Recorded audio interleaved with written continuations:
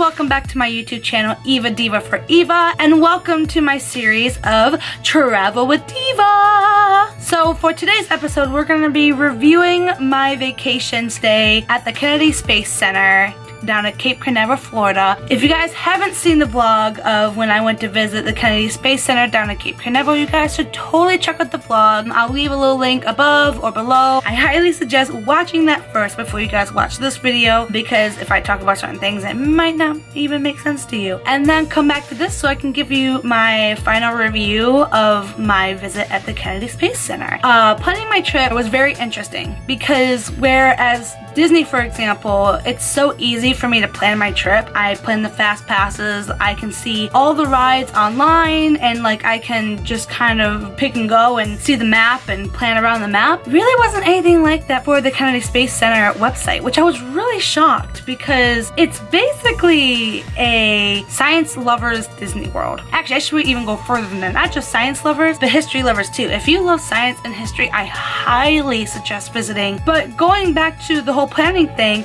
hi, crazy planner here. I'm trying to plan a vacation, especially with like my parents, because my dad, for example, has cancer. I'm not trying to like, you know, make anyone feel bad, but I like to plan for that, you know. I want to have time to rest and I want to know when we can eat. I want to plan that. And because they didn't have any of the show times online, they had like something about the rides, like they talked about like the major things, but they only showed maybe 4 or 5 things on the website. There was like a ton of shows that we didn't even get to see because they weren't even listed online, and so on and so forth. I asked at least one of the attendees about it. She said that they just don't post it online because things can change, which my answer was, well, Disney posts all that information online, so I think you can do it too, which probably wasn't the nicest thing to say, but really, like, if they're gonna like have you pay, you know, $50 per ticket, and I feel like they should give you the resources to plan it out. As my dad said, like when we went when I was younger, it definitely wasn't as big as it is now. It's humongous and it's so cool to see, but I feel like it's only a courtesy to give your guests like that opportunity to plan early, so you know everyone can see what they want to see and whatnot. And now that I've been there, if you watch the vlog like I asked you to, there was quite a few things that I recognized. Number one thing I highly suggest for this park is to just do the whole thing in one day. We only went like half the day. Like that was our mistake. Of course, we were working around my parents and their schedule, which is fine, whatever. We want to have a great time. We want to chill out. Basically, the place is open like 9 to 5. I just said there's so much to do, and you don't really know the times of anything until you literally walk through the gate. You walk through the gate, there's the map, have fun, good luck.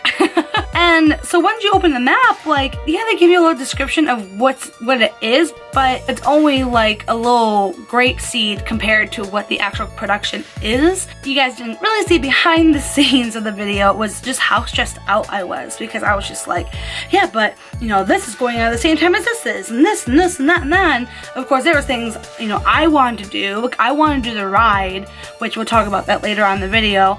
My mom wanted to see certain shows, because at the end of the day, we were here for my mom, because my mom loves space.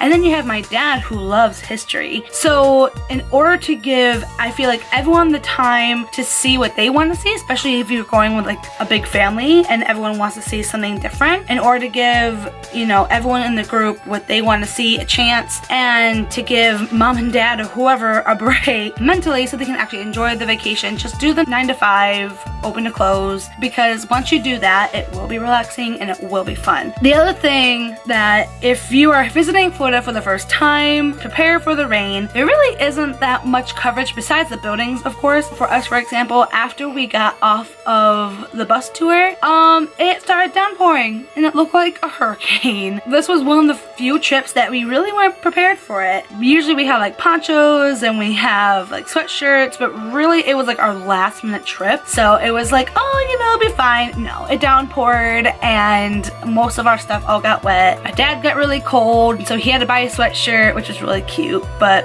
anyways, one thing that I didn't really get to do as much and really investigate much on. They had a ride that made you feel like you're going to space, kind of like Mission Space over in Epcot and Disney World. Figuring like, oh my gosh, this is Kennedy Space Center. I have to do that ride. So my mom and I did the ride, and it was interesting. I felt like going on the ride, you got a little bit more of the history aspect of it. That was really cool. But once you got on the ride, it really did feel like a museum attraction. It definitely wasn't like Disney quality, which I get it. It's not Disney World. I get it. I think it was just more suitable for younger kids. So maybe that's why. I don't know. But it was okay. If you're there, Kennedy Space Center, it's fun, but it's not like Disney World. And because we were only there for half the day, that was really the only ride that we got to do besides the bus tour. And I didn't even get to really research if there was any other rides besides that. I saw like some little like computer games type thing, but there could have been more. The museum that they had there was like humongous, and there probably was a lot more to see, but I wouldn't know because I didn't have the resources or the time to really see that. I think my favorite thing I did at the Kennedy Space Center so far was the bus tour. Oh my gosh. Like, I only put in there like snippets of our tour. Dude, that tour guide was the funniest guy in the world. He talked about alligator stories, and it was just so much fun. To be honest, we had a lot of snacks. We didn't really eat there because I think when we got there we saw they had like the basic like burgers and whatnot. If you would rather wait to eat until after you leave the park, I highly suggest going to Dixie Crossroads.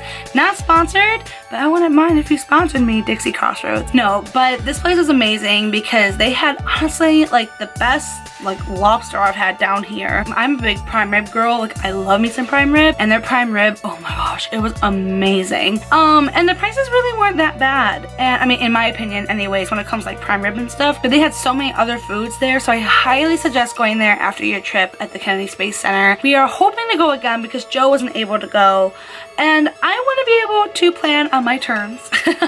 Go there 9 to 5, do the whole thing, because again, there were so many things that we didn't get to do, and yeah, I'm totally gonna take advantage of it next time. So, questions for you, my friends. Where do you want me to go next? Are you gonna visit Kennedy Space Center when you come down here? Leave your comments down below, and I would love to read them. I am trying to travel all over Florida just to get you the facts and make your traveling time I should rephrase that. Make your vacation a awesome one. And that is my goal for this series. Like this video if it was your jam, as well as share it to your friends who are planning their trip to the Kennedy Space Center and want some input. Make sure to subscribe to this channel for more awesome content, as well as ring the bell for any notifications of any of my videos that come out on this channel. Well guys, that's all the time that I have for today. I will see you when I'm looking at you at the next location that I'm at. Alright, bye guys!